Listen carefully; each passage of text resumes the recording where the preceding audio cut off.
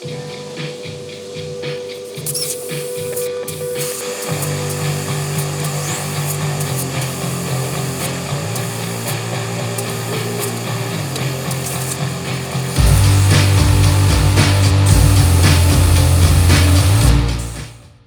welcome to Off-Road Observer. We're just going to talk about deflators, and deflating, we mainly do rock crawling, and I don't have bead lock, so what I generally deflate to is about 15, and so far so good. Going lower than 15 is fine to a degree. You don't want to go too far. If you're trying to go under 12, you almost need a bead lock. I mean, there's arguments there. Even with bead locks, you can go as far down as almost, who knows. But another thing is, you kind of want to decide on how much you deflate your tires based on the situation. If you're going to be slow, you can deflate it down to like a 15. If you're going to be still driving a little bit fast, maybe a service road that just needs some more grip, you might want to just deflate it down to 25. And these are good options for that, because you don't necessarily know how far you want to deflate it in a situation. Now, I had this ARB EZ Deflator, and I'll just say it's not easy. It's if you have a lot of experience with it, yes, it's easy, but it took me a couple tries, even in my testing, to get it fully deflated. Basically, you twist this thing onto the stem, and then you twist this thing, and it will hopefully pull out the core. Sometimes I have to put it in, twist it again, and till it gets that core out enough that it actually deflates really fast. So once you get it deflating really fast, it goes fast, but then you're going back and forth, pushing and pulling this to check out to see if this is, if you have the right air pressure, PSI. And even then, you're only doing one tire at a time. Now, it's hard to see what you're doing. You can do the same thing with just a valve core tool like this. Just pull off the valve core, and actually it took me less time to do that than it was working this system. So basically using your basic tire gauge and this, it seemed to actually be faster. But both of these things you have to put on, you have to do one at a time. You have to always keep checking it. I wanted something that I didn't have to do that.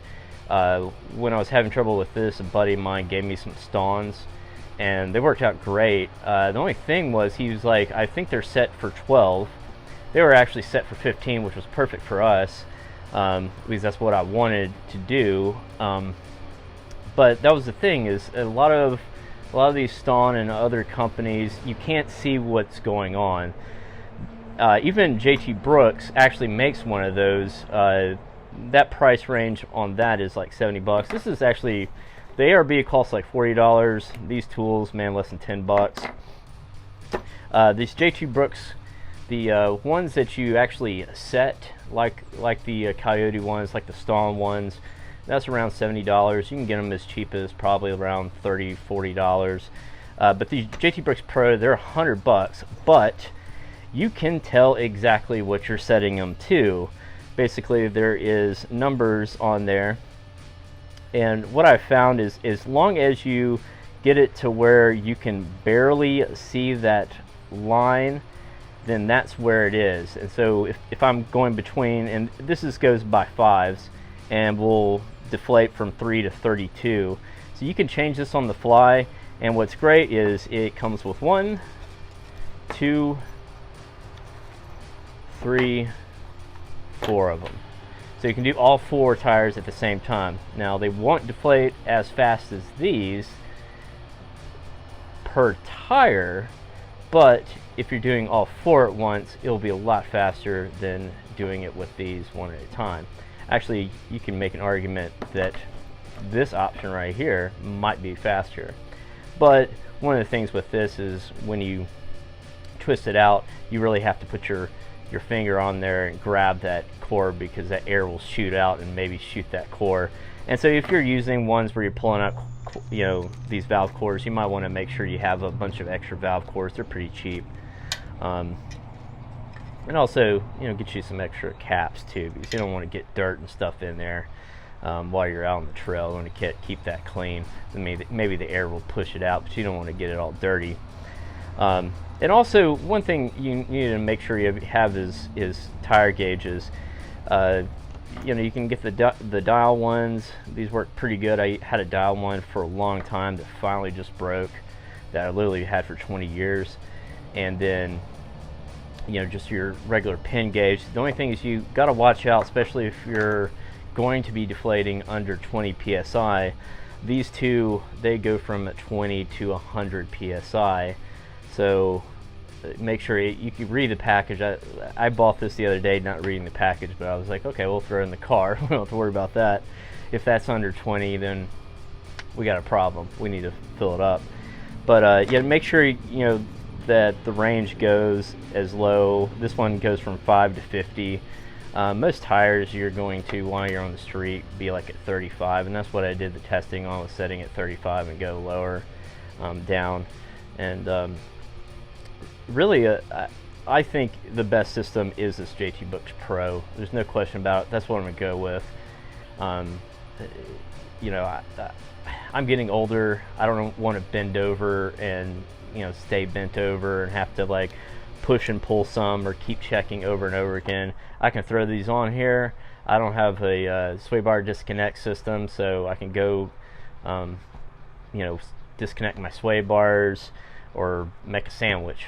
And some people actually will drive on these. Found out these from the Northwest podcast. You should check out that podcast, especially if you have like a JK or if you live up Northwest. That's a really good podcast, but they go over everything. And you should check them out. That's where I heard from this, and I think some other people are talking these up too. But I really like this. There's nothing wrong with this, and there's nothing wrong with that. I just don't know if I want it. There's enough temperamentalness to this. What I found is, even they say this is made in America, number one. Number two, they say it's an approximate, but I found setting it correctly and just learning where that set is on the notches, it is pretty doggone accurate. And you know, you just set it to it, put that screw in place, and pull that, and it will go. And you'll hear it kind of slow down. You can take off and then just make sure you don't drive around some rocks where this will knock off. But some people will just put this on there, drive to where the trailhead is, and then take them off. Just don't forget to do that. So this I think is the best option. It's $100, but I think it's worth every penny. Made in America. This is made in Australia. I mean, Australia does, in ARB, does make some good stuff, but there also is some temperamentalness to this one. This one's I haven't had, in my testing, haven't found any problems with. So I say just go with this, spend the money, buy once, cry once. And if you lose one of these, you can replace just one of them. I think one of them is around $25 to $30, depending on who you buy it from. But generally, these will sell with a 4-pack of $100. Comes with a little card that tells you what to do. Yeah, I'm sold. Like I did some testing last weekend, did some testing this morning, and this outshined everything just from easy use. I just put it on there, walked away, did something else while the camera was rolling, and you can't go wrong with them. And if I had to choose between these two, I would probably choose this. Just taking the core out and replacing the core. Just have to be careful of holding that core, whereas this thing has a core holder. I've always heard there's different brands that make these too, and some people actually like to take these and adjust them and do some DIY adjustments to them if you're into that, to make it work better. But I just want something that's made to go. J2 Brooks Pro, I think, is just no question about it, the way to go. Can't recommend them enough.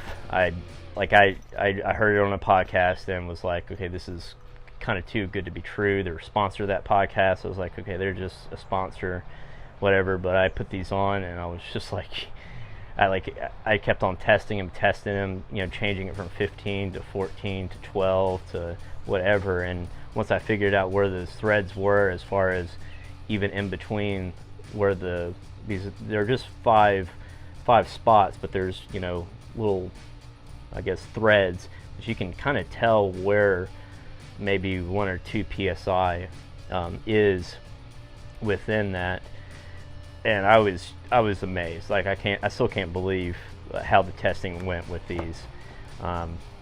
But no matter what, even if you get these, use this, use that, get a gauge, but also get 2 gauges.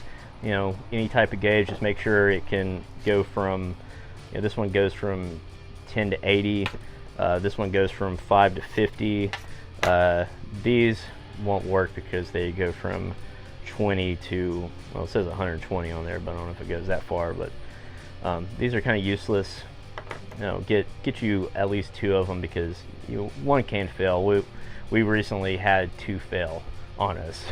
Luckily there was a 3rd one we actually had. So just always double check. And then of course, you know, if you want to go down the road and take a little bit more air out, you can just use the back of it to kind of, you know, take them down, or you can use a stick.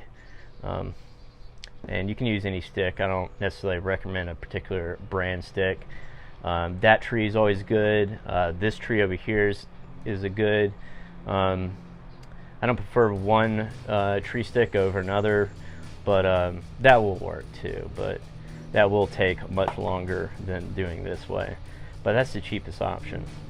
But just make sure you have plenty of gauges. And what I do is I just throw my recovery bag in with all my tire stuff, which always make sure you have that recovery bag behind your seat.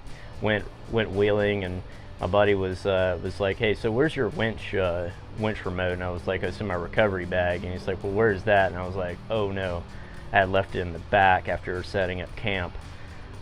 So I immediately moved it so I could grab it really easily. So make sure your recovery stuff is very close to you so you can grab it. And I just throw this in with the recovery stuff, because there might be a situation where you need to lower a PSI or check some PSIs when you're dealing with some type of recovery situation. So, you know, just get one that has different pockets. I got all kinds of stuff to take off my sway bars. I think I've gone over that. I'll go over it again as I add and change stuff out. But so ARB, sorry, you're not going into the box, the bag. JT Brooks, congratulations, you're in. And let's throw these in there too. I'm good to go now.